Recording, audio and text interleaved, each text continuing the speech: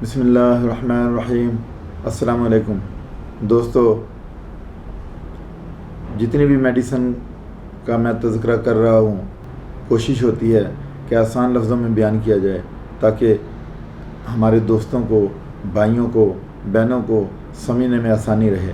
تو آج کی جو میڈیسن ہے اس کا نام ہے ٹیوکریم MV مدر ٹنچر۔ یہ نیزل پولپ کی میڈیسن ہے اور نیزل پولپ کے لیے بہترین میڈیسن ہے۔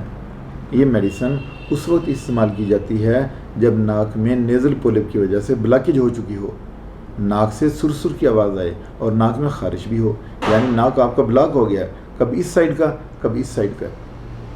جب آپ لیٹتے ہیں تو اس سائیڈ کا ناک بلاک ہو گیا، جب دوسری طرف کروٹ لیتے ہیں تو دوسری سائیڈ بلاک ہو جاتی ہے۔ عام طور پر چھوٹے بچوں کے ریکٹم میں کیڑوں کی وجہ سے کھجلی ہوتی ہے، تو وہ ناک بند ہونے کی وجہ سے بھی ناک میں خارش کرتا رہتا ہے۔ بچہ جس کروٹ سے ہوتا ہے اس طرف کی ناک بند ہو جاتی ہے، ناک میں سویلنگ ہوتی ہے، سوجن ہوتی ہے، انفلیمیشن ہوتی ہے۔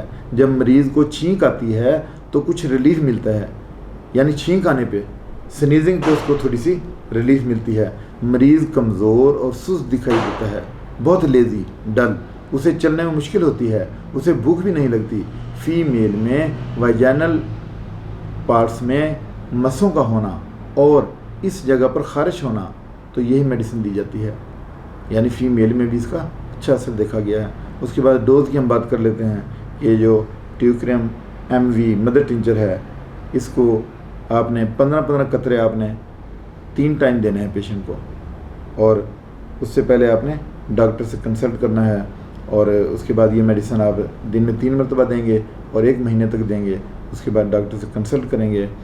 اس کے ساتھ اجازت چاہتا ہوں، اپنا خیال رکھیے گا۔ اللہ حافظ۔